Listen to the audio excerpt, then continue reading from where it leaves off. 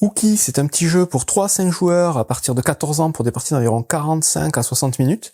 Donc c'est un jeu de déduction à base de lettres et de mots. Vous allez voir, ça fait un peu penser à Motus, un peu à Mastermind aussi. Mais c'est plutôt original et assez sympa. Donc je vais vous expliquer comment ça se joue à 4 joueurs dans un premier temps, et après je vous explique les petites variations pour jouer à 3 ou à 5. À 4 joueurs, vous allez mettre en tas les cartes numérotées de 1 à 6, donc ça va se jouer en 6 manches. Donc ça c'est le compteur de manches en fait. Ce compteur de manches, vous allez le donner à un premier joueur que vous allez déterminer aléatoirement. Ce premier joueur, il va prendre donc une feuille de notes où il va pouvoir inscrire tous ses indices.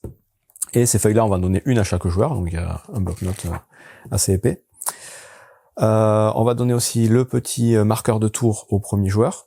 Et ensuite, on a des cartes avec des petits personnages, donc des enfants. Alors au niveau de la thématique, Ouki, Playing Ouki, c'est faire l'école buissonnière en fait. Donc là, on est dans une école. Il y a des enfants, on est chacun dans une classe et on a un certain nombre d'enfants. Et il y a des enfants qui sont encore dans la cour de récré, qui sont en retard. Et il y a 3 enfants qui, eux, ne sont pas là. Donc ils font l'école buissonnière. Et c'est ces 3 enfants-là qu'il va falloir essayer de trouver. Et en fait, ces enfants, ils ont tous un prénom qui commence par une lettre de l'alphabet. Donc en fait, les cartes ici, ce sont les 26 cartes qui correspondent aux 26 lettres de l'alphabet. Ces cartes-là, on va les mélanger en début de partie. Et on va distribuer, pour une partie à 4 joueurs, 5 cartes à chaque joueur. Donc joueur 1, joueur 2, joueur 3, joueur 4. Et parmi les cartes qui restent, on va en mettre 3 donc au milieu de la table qui seront les cartes des enfants qui sont dans la cour de récré, et 3 de côté qui seront les enfants qui font l'école buissonnière et qu'il va falloir essayer de trouver. Donc les cartes qu'on a distribuées, évidemment, on les garde secrètes, on les regarde uniquement nous. Et on va avoir, en plus, chaque joueur va avoir éventuellement donc un petit paravent qui résume un petit peu comment ça se passe, qu'on va pouvoir placer autour de notre petite feuille de notes pour prendre des notes secrètement pour pas que les autres joueurs voient. C'est un jeu compétitif. Le but du jeu, ça va être de marquer le plus de points et d'être le premier à deviner les cartes des autres et les cartes des enfants qui font l'école buissonnière. Donc une fois que chaque joueur a reçu ses 5 cartes, il va venir tout simplement les cocher ici, dans ce petit encart là en haut à gauche, qui va correspondre en fait aux lettres qu'on a devinées, donc qui ne sont pas celles qu'on cherche du coup. Donc là, moi j'ai ces 5 lettres ici, je vais venir les cocher ici tout simplement, et je vais ensuite écrire le nom de chacun des autres joueurs présents à la table. Donc si on joue à 4, je vais mettre le joueur 2 ici, le joueur 3 et le joueur 4. Ça c'est quand on joue à 5. Sur chacun des encarts correspondant aux joueurs, il va y avoir aussi toutes les lettres de l'alphabet. Je vais pouvoir aussi venir cocher les lettres que j'ai déjà moi dans ma main, parce que je sais que ils ne les auront pas. Donc je vais venir rayer toutes les 5 lettres pour chacun des autres joueurs. Ça va servir du coup d'aide pour savoir quelles cartes ont aussi les autres joueurs. Une fois qu'on a fait ça, on est prêt à commencer la partie. Et donc au tout début d'une partie, on le fait une fois, chaque joueur, en commençant par le premier joueur, donc moi, va devoir donner un indice de départ aux autres joueurs. Donc vous voyez, en face de chaque dans le tableau de chaque joueur, il y a une ligne starting ici. Donc starting, c'est l'indice qu'on va vous donner. Donc moi, par exemple, en tant que premier joueur, je vais donner un indice. Et donc le principe des indices, ça va être le principe du jeu général à chaque fois, à chaque tour, c'est qu'on va devoir donner un mot de 5 lettres, qui est obligatoirement un mot qui existe évidemment. Ça peut être un nom propre, nom commun, pas de souci. Et ce mot-là, pour le tout début de la partie, va devoir contenir au moins une des lettres que je possède.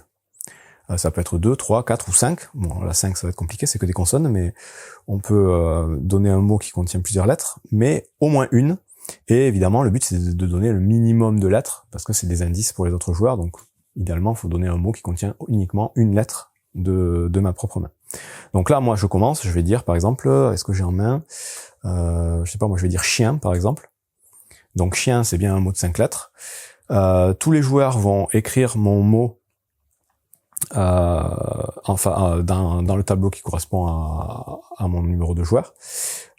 Et je vais dire chien 1, parce que j'ai une lettre qui est dans ma main qui correspond aux lettres du mot chien. Et uniquement une. Donc ils vont tous écrire chien 1 et ils vont essayer de savoir laquelle, mais là pour le coup ça va être un peu compliqué en début de partie.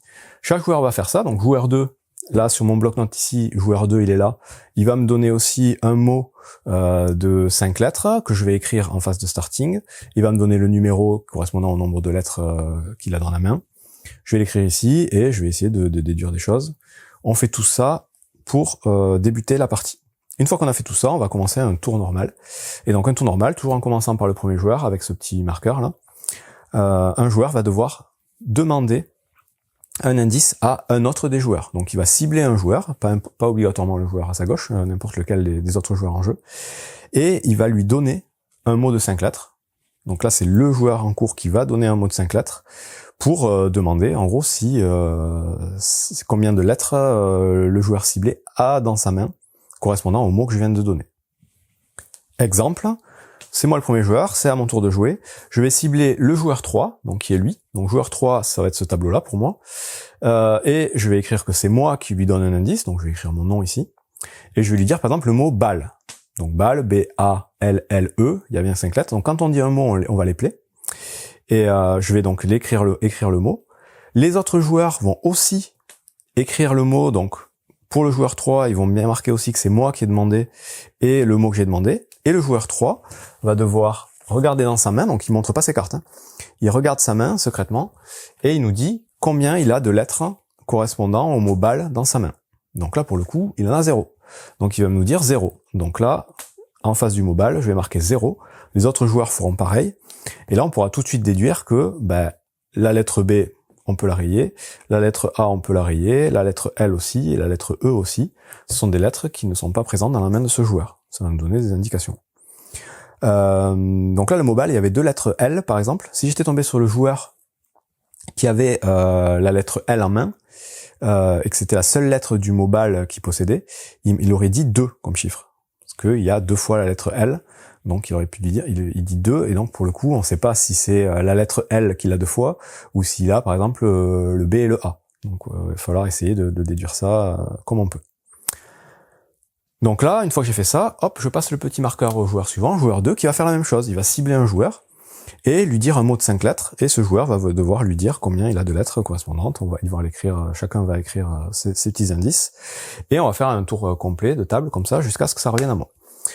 Quand ça revient donc au joueur qui est en charge du compte tour, il va donc retourner la carte pour passer au tour 2, et à la fin du tour 1, 2 et 3, donc fin du tour 1, on va révéler une des cartes présentes dans la cour de récré.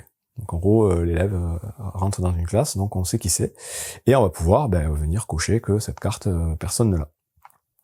Donc on fait ça à la fin du tour 1, à la fin du tour 2, on révèle la deuxième carte, à la fin du tour 3, on révèle la troisième carte. Un peu comme au poker, on révèle petit à petit les cartes pour avoir de plus en plus d'indices. À partir du deuxième tour, donc à partir du moment où on va commencer le deuxième tour de jeu, les joueurs auront une action facultative possible à leur tour. Ça va être, donc soit avant ou après avoir demandé un indice, ça va être de jouer une carte de leur main face visible devant eux. Donc pour rendre du coup l'indice disponible pour tout le monde. Donc ça, généralement, on le fait quand on est à peu près sûr que tout le monde a deviné qu'on avait cette carte. Et le fait de faire ça, ça va nous permettre d'aller piocher secrètement une carte dans la main d'un joueur de notre choix. Donc quand on fait ça, donc je joue la carte, voilà, j'ai dit que j'avais le cas dans ma main, donc les autres joueurs en prennent note évidemment, ceux qui ne le savaient pas déjà. Je vais cibler un joueur et je vais lui prendre ses cartes. Donc le joueur va d'abord mélanger ses cartes, me les donner, je les remélange un coup, j'en prends une au hasard et je la regarde moi seulement, donc là pour le P admettons, je la remets et je remélange les cartes avant de les rendre au propriétaire. De ce fait, le propriétaire des cartes ne sait pas quelle carte j'ai regardé dans sa main.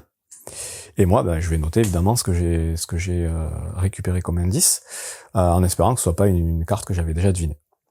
Donc ça, voilà, c'est une petite capacité qui va pouvoir se faire à partir du deuxième tour, et une fois à chacun des 5 tours qui restent. Mais c'est pas obligatoire, évidemment. En plus de ça, donc ensuite on va recommencer, donc tour 2, tour 3. À partir de la fin du tour 4, quand on finit le tour 4, que ça revient toujours au premier joueur, celui qui a le compte tour ici, chaque joueur va devoir, sur son petit tableau là en bas à gauche, deviner une première fois quels sont les 3 élèves manquants. Donc il va écrire ici 3 lettres, obligatoirement, même si on n'en a aucune idée, on va devoir chacun écrire 3 lettres ici, à la fin du 4e tour. On fait le 4e tour, à la fin du 5e tour, on va devoir refaire une tentative, donc redeviner quelles sont les 3 cartes. Donc on les dévoile pas, on les dévoilera qu'à la fin ces cartes-là. Mais on va devoir refaire une tentative. Par contre, à la deuxième tentative, on devra obligatoirement marquer des lettres différentes de la première tentative. Les 3 lettres de la deuxième ligne devront être différentes des 3 lettres de la première ligne. Et enfin, on fait un dernier tour. On sera à la fin du tour 6. Fin du tour 6, on écrit une dernière fois ce qu'on pense être les bonnes cartes. Et là, par contre, on peut très bien réécrire des lettres qui ont été écrites sur la première ligne, mais pas sur la deuxième. En gros, chaque ligne qui se suit doit avoir des lettres différentes. Voilà, ça c'est la règle. Ensuite, à la fin du 6e tour, une fois qu'on a écrit donc nos dernières tentatives ici, chaque joueur va essayer de deviner les 5 cartes que chacun des autres joueurs a. Donc on va écrire joueur 2, joueur 3, joueur 4, et on va écrire 5 lettres qu'on pense être les cartes qu'ils ont dans leur main. Bon, évidemment, les cartes qu'ils auront dévoilées, c'est facile. Et une fois qu'on a fait ça, on va passer au décompte. Donc pour passer au décompte, on va tout simplement dévoiler les 3 enfants qui ont fait l'école buissonnière. Voilà. Et on va compter les points, donc en regardant d'abord ce premier tableau, ici, donc par lettre correspondante de la première ligne, par rapport aux 3 lettres ici, on va marquer 5 points. Pour la deuxième ligne, ce sera 5 points aussi. Et enfin, pour la troisième ligne, ce sera 10 points par bonne lettre devinée. C'est marqué de toute façon juste en dessous. Ensuite, on va aussi, chaque joueur va dévoiler sa main, et on va marquer des points, donc 1 point par lettre qu'on aura de bon par rapport à ce qu'on a deviné chez nos adversaires. Donc les 5 lettres du premier joueur, les 5 lettres du deuxième joueur, et les 5 lettres du troisième joueur. Et en plus, on aura un petit bonus de 1 point si on a réussi à deviner la main complète de chaque joueur. Donc plus 1 par joueur si on a tout deviné. On fait le total de ces points, donc les points d'ici, les points d'ici. Celui qui a le plus de points remporte la partie. En cas d'égalité, ce sera celui qui aura deviné les lettres des enfants qui ont fait l'école buissonnière le premier. Et s'il y a toujours égalité, c'est le joueur qui aura joué le moins de cartes indices devant lui. Je crois qu'il gagne. Et voilà, c'est à peu près tout. La variante, donc pour jouer à 3 joueurs, c'est tout simple. On va distribuer 7 cartes à chaque joueur. Il y aura que 2 cartes à la récréation et toujours 3 cartes à deviner. Et donc les cartes de la récréation, on les dévoilera au tour 1, 2, et au tour 3, il se passe rien, et à partir du tour 4, 5 et 6, c'est la même chose, on refait les trois tentatives. Et si on joue à 5 joueurs, on donne 4 cartes à chaque joueur, et il y aura à nouveau 3 cartes au centre et 3 cartes à deviner, et là ça change pas grand chose à ce que je viens de dire. Voilà pour Ooki. Donc un petit jeu de déduction assez malin je trouve, plutôt sympa, donc si on aime un peu les jeux de lettres, les jeux de mots et les jeux de déduction, ben là c'est le combo gagnant. Donc voilà, ça n'existe que en anglais pour l'instant à ma connaissance, mais je pense que c'est assez facile à adapter en français, donc ça mériterait peut-être une sortie française. Bon jeu.